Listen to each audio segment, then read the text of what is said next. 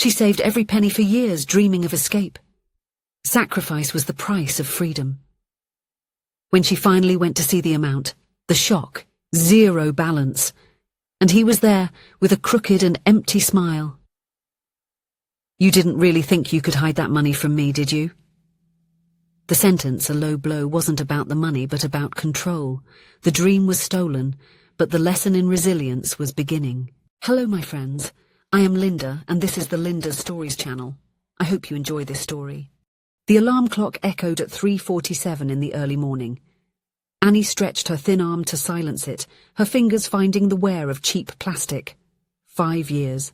5 years of freezing early mornings, the smell of yeast ingrained in her clothes, aching feet in worn-out shoes. Every penny saved was a brick towards a castle of dreams, studying abroad. As she put on the golden bread bakery uniform, her eyes landed on the shoebox hidden under the bed. Inside, a notebook with notes about the university she dreamed of attending, maps of the city, and phrases she memorized during breaks. A stubborn smile appeared on her face. She would deposit another installment today. In 6 months, she would buy the ticket. Annie ran her fingers over the pages of the notebook where she had outlined routes through medieval alleys and noted the names of literary cafes she would visit. For her, it was more than just a trip. It was a metamorphosis, from a bakery clerk to an academic, from the daughter of an alcoholic to the master of her own fate. "One day you'll understand me, Dad," she murmured to herself, looking at the savings she had made in secret. In the living room, the father's snoring echoed like an unregulated engine. Anthony, once a respected carpenter, was now a faded silhouette in the armchair, an empty bottle rolling at his feet. Annie covered him with a blanket, an automatic gesture of a pity she no longer felt. Disappointment had dug a chasm between them. She gazed for a moment at her father's aged face. The deep wrinkles seemed like road maps leading nowhere. She remembered when he used to take her to the carpentry shop on Sundays, teaching her to distinguish types of wood by their smell and texture. "Everything has its time to bloom, Anina," he used to say as he sanded a piece until it was smooth as silk. That man, who saw beauty in crude logs, was now unable to see the potential in his own daughter. The smell of alcohol permeated the room's air. Annie opened the window, letting in the cold morning air before heading out for another day of toil. As she walked through the deserted streets, the sky still dark, Annie mentally repeated phrases in the native language of the country she dreamed of going to and had studied the night before. "Hello, my name is Annie. I am delighted with your city." The words danced in her mind like small promises of freedom. The day at the bakery was a familiar dance, attending to customers, arranging shelves, calculating change. Her movements were precise, but her mind soared beyond the mouldy walls. At 3 p.m., during her break, she went to an investment and insurance agency where she had set up a savings account for herself. The line moved slowly, her anxiety growing with each passing minute. Finally, her turn. "Good morning. I'd like to see the statement for my savings account, please." The employee typed a few commands.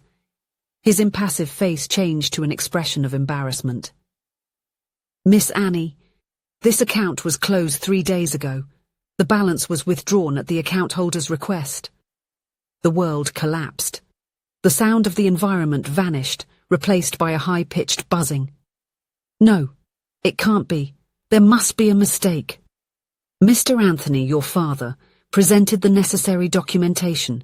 He is your legal representative, isn't he?" A deadly coldness ran through her body.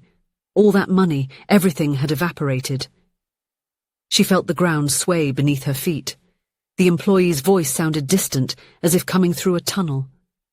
That sum didn't just represent money, but 5 years of her youth. Mornings when her fingers froze kneading bread before sunrise. Afternoons of suffocating heat near the industrial ovens. Nights when she was too exhausted to study. "Can I see the documentation he submitted?" Annie asked, her voice trembling but determined. The employee showed her the papers. The power of attorney she had signed years ago, when she was still a minor, so her father could open the account in her name. A detail she had forgotten, But Anthony, in his desperate shrewdness, had remembered. On her way home, each step was agony. The familiar streets felt like strange territory. She found him in the kitchen, eating a sandwich with a calmness that enraged her. "Where is my money, Dad?" He didn't even look at her. "Money? What money, girl? You must have spent it on your fantasies." "From my account. You went to the bank." Anthony finally faced her, and then he smiled. A crooked, hollow smile that didn't reach his dead eyes. It wasn't a smile of triumph, but of something deeper and more sickening. It was the smile of someone dragging you into the abyss with them. "You really didn't think you could hide that money from me, did you?" he asked, chewing slowly. "This ridiculous idea of going to another country. Who do you think you are? A princess?" He laughed, a harsh sound like sandpaper on rotten wood. "We are who we are, Annie. Simple people. People who wake up, work, live, and die in the same place." It was at that moment that Annie understood. It wasn't about the money. It was about the escape. He couldn't bear the idea that she, his daughter, the extension of his own failure, could fly.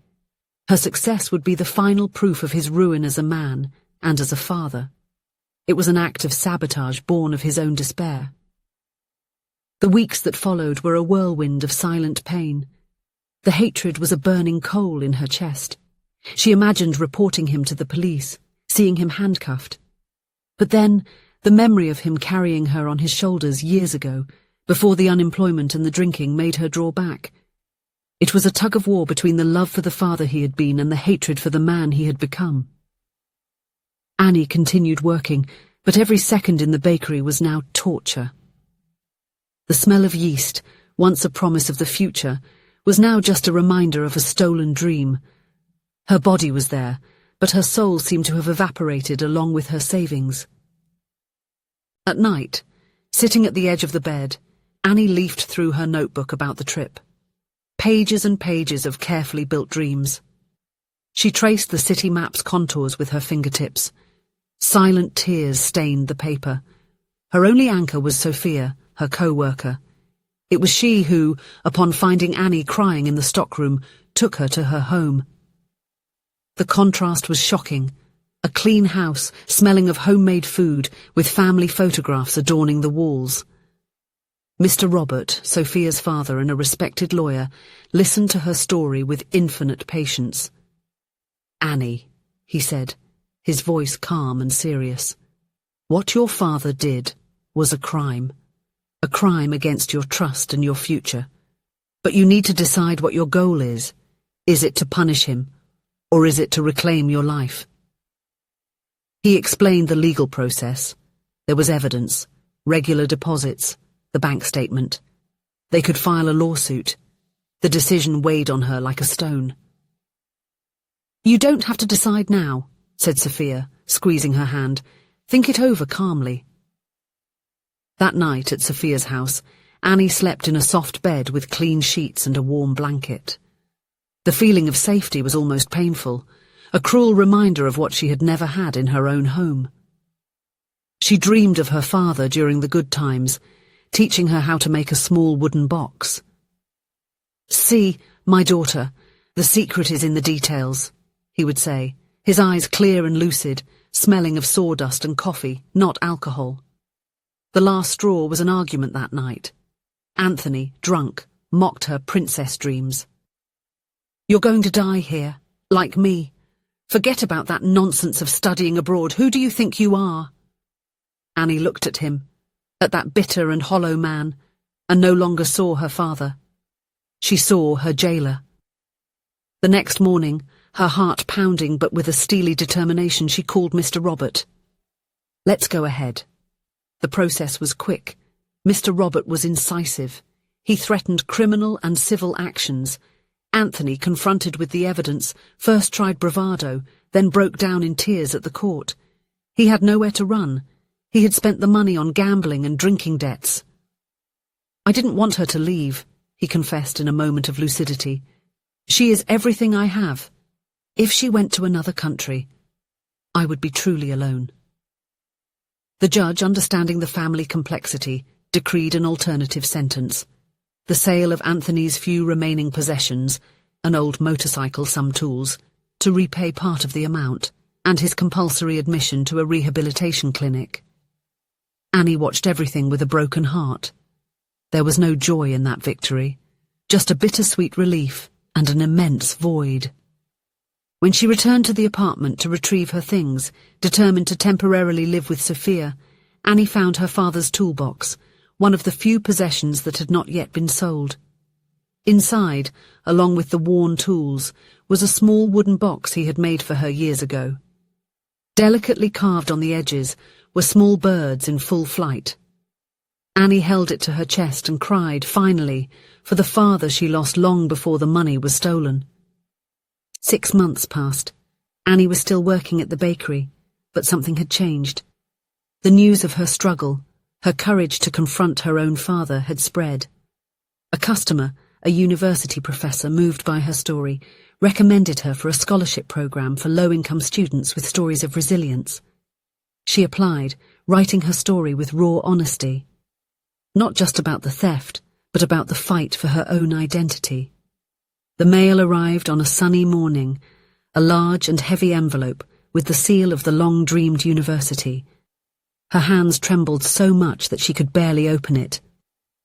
"We are pleased to inform you that you have been selected for the bachelor's program in literature with a full scholarship for studies and housing." She fell to her knees on the sidewalk, tears streaming down freely. It was real.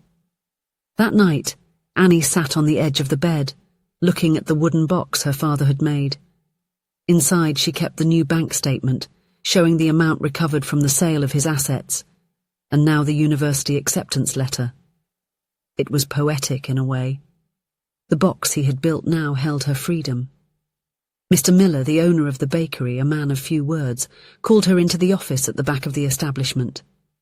"You know, girl," he began, adjusting his glasses on his red nose, "I always knew you were different, not because you worked harder than the others, but because your eyes were always somewhere else." He handed her an envelope. "This is not charity, it's an investment. One day you're going to write a book, and I want to be able to say that I helped in that story." On the day of departure, the airport was a chaos of farewells. Sophia and Mr. Robert were there, hugging her tightly. "You deserve this, Annie, more than anyone," whispered Sophia. As she made her way to the check-in counter, a hesitant figure appeared in the background. It was Anthony, thinner, his eyes clearer, sober. The rehab had given him a painful lucidity. He approached, holding a small package. "Annie." His voice was hoarse but clear. I have no words. I just know that destroying your dream was the worst thing I've ever done. Not to you, but to myself." He extended the package. Inside was the only photo left of them when she was 6 years old, on his shoulders, both laughing. And a sweet bread, the same he tried to make for her on the rare good days. "I remember calling you my little bird," he said, his voice faltering. "Because you were small and always humming. A little bird, meant to fly.